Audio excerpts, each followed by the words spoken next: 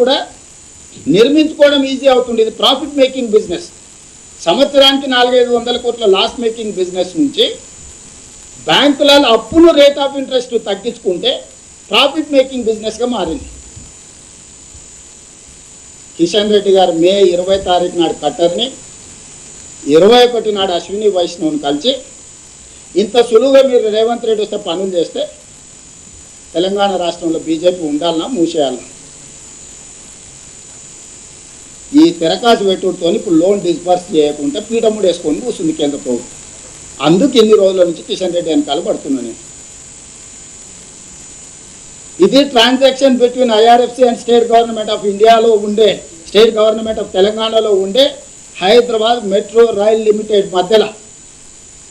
ఇది complete corporate business structure. ప్రతి ఒప్పందం ఉంది. చివరి రోజు ఈరోజు నిధులు రిలీజ్ కావాలి. ఈరోజు నిధులు కిషన్ రెడ్డి విడుదల చేయిస్తాడా చేయించాడా? 13,600 కోట్ల రూపాయలు. నేను సూటిగా కిషన్ రెడ్డిని అడుగుతున్నా, అయ్యా ఈ మొత్తం వ్యవహారంలో కాంగ్రెస్ పార్టీకి కానీ లేకపోతే ఇంకొకరికి కానీ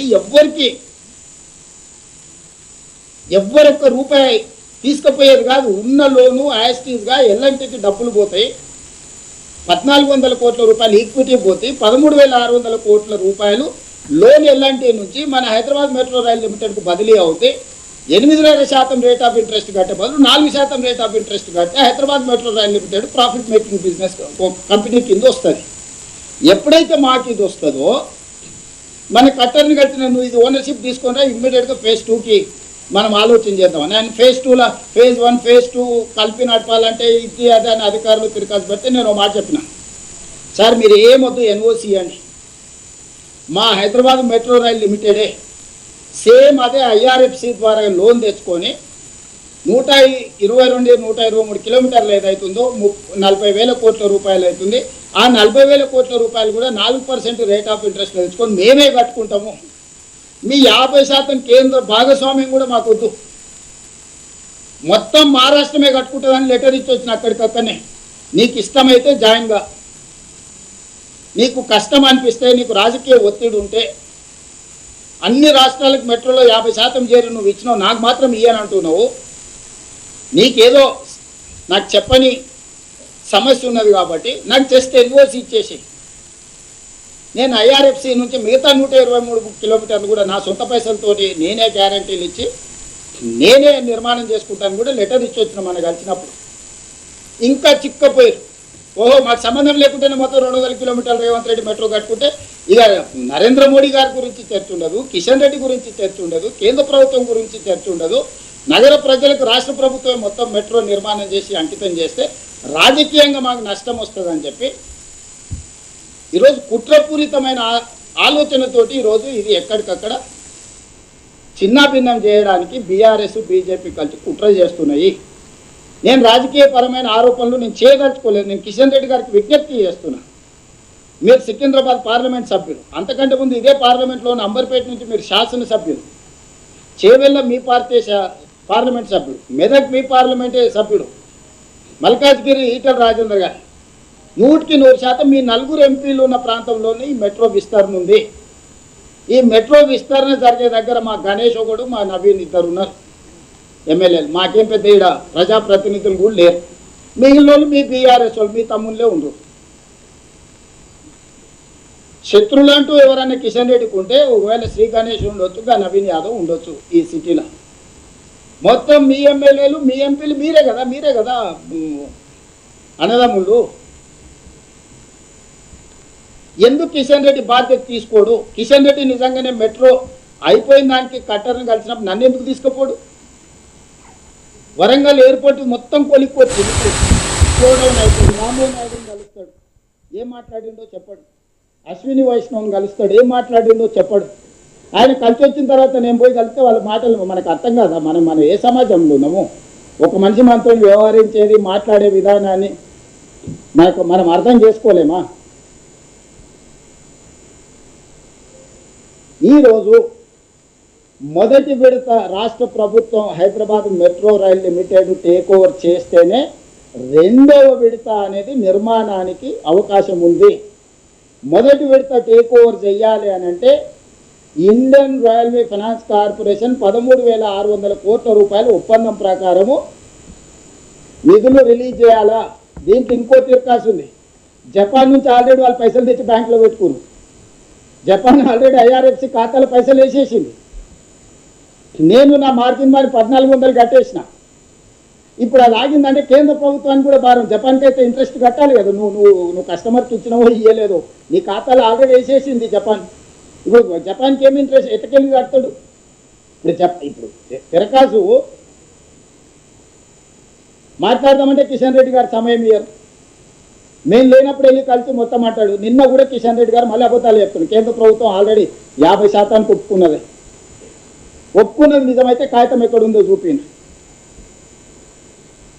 ఐఆర్ఎఫ్సి లోన్ ఎందుకు విడుదల చేస్తుందో ఏదో సమాధానం చెప్పండి.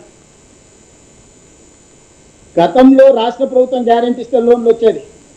ఐఆర్ఎఫ్సి మాకేం కండిషన్ పెట్టింది తెలుసా? రాష్ట్ర ప్రభుత్వమే అంటే యాక్చువల్గా తీసుకుంటున్న సంస్థ సంతకాలు పెడితే వాళ్ళకి ఇవ్వచ్చు. ఆ సంస్థ ఒకవేళ డిఫాల్ట్ అయితే మీరు ఏం చేస్తారంటే మా రాష్ట్ర ప్రభుత్వం కడుతుందని ఒప్పందం ఇచ్చినాం. దాని తర్వాత మళ్ళీ తిరకాసు పెట్టారు. ఒక్క రాష్ట్ర ప్రభుత్వమే కాదు, మాకు ఆర్బీఐ కూడా గ్యారెంటీ కింద సంతకం పెట్టమని ఉంది అని. ఆర్బీఐ నుంచి కూడా లెటర్ తీసుకుపోయి ఇచ్చిన. ఒకవేళ ఆ సంస్థ హెచ్ఎంఆర్ఏలు కట్టకపోతే రాష్ట్ర ప్రభుత్వం కట్టదు, రాష్ట్ర ప్రభుత్వం కట్టకపోతే ఆర్బీఐలో తెలంగాణ రాష్ట్ర ప్రభుత్వం ఏ రూపాయి పడ్డా డైరెక్ట్ వాళ్ళే తీసేసుకునేటట్టు అందరితో తీసుకొని పోయి ఇచ్చిన. ఏ రోజు కూడా ఈ సమస్యలు నేను ఎవరితోనలే, ఎవరిని అక్యూజ్ చేయలే. ఇప్పటివరకు దేశంలో ఏ లోను కూడా తీసుకున్న కార్పొరేషన్ గ్యారంటీ కింద ఉంటుంది, లేకపోతే రాష్ట్ర ప్రభుత్వం కౌంటర్ గ్యారంటీ ఇస్తుంది. ఇక్కడ నాకు రిజర్వ్ బ్యాంకును కూడా నేను రిజర్వ్ బ్యాంకు నుంచి ఆ సంస్థ ఫెయిల్ అయితే రాష్ట్ర ప్రభుత్వం కూడా ఫెయిల్ అయితే రిజర్వ్ బ్యాంకులో మీ పేరు మీద ఏ రూపాయన్నా నేనే తీసుకుంటా అంటే రిజర్వ్ బ్యాంకును కూడా ఒప్పించి ఆ లెటర్ కూడా తీసుకుపోయి ఇచ్చిన. ఇక నాకు ఫిట్టింగ్ పెట్టడానికి ఏం లేదు. లోన్ ట్రాన్స్ఫర్ చేయకుండా ఆపుకొని కూర్చుంది. సో ఇప్పుడు కిషన్ రెడ్డి నేను అడుగుతున్నా, లోను ఐఆర్ఎఫ్సి ఆపడానికి కారణం ఏందో మీరు చెప్పండి. ఆ లోనును విడుదల చేయించడానికి మీరు మాట్లాడరా? మీరు బాధ్యత తీసుకుంటారా, తీసుకోరా? రెండవ విడతకు భారత ప్రభుత్వం 50% భాగస్వామిగా నిర్మాణానికి ముందుకు వస్తుందా, లేకపోతే ఆ రెండో విడత కూడా మేమే మా డబ్బులతో కట్టుకోవడానికి మీరు ఎన్ఓసి ఇస్తారా? దీనికి సమాధానం చెప్పండి కిషన్ రెడ్డి గారు. నేను దీని గురించి మాట్లాడితే కిషన్ రెడ్డి గారు సవాళ్ళు విసురుతుండు, తొడలు కొడుతుండు, దెబ్బలు దరుచుకుంటుండు, నన్ను అడ్డుకునేటోడు పుట్టలేదంటాడు, నేను ఇళ్ళనే పుట్టిన ఇళ్ళనే చచ్చిపోయినా అంటాడు. నువ్వు ఇళ్ళనైనా పుట్టి ఇళ్ళనైనా చచ్చిపో, నువ్వు ఎంపీ కాబట్టి కేంద్ర మంత్రి కాబట్టి అడుగుతున్నా, లేకపోతే నీతో నాకేం పని ఉంది? నిన్ను అక్కడ దాటని అని ఇక్కడ దాటని నాకేం పని ఉందా? కావలికారు పని చేయనికే మీరంతా ఒకటే కదా. నువ్వు అధికారంలోనో తెలంగాణ రాష్ట్రం తరఫున యూనియన్ క్యాబినెట్లో ఒక్కమే మంత్రివి, క్యాబినెట్ ర్యాంక్లో క్యాబినెట్ మీటింగ్లో మాట్లాడాల్సింది నువ్వే మోడీ గారితో. ఈటెల రాజేందర్కి మాట్లాడదామన్నా కూడా అందులో ఎంట్రీ లేదు కదా.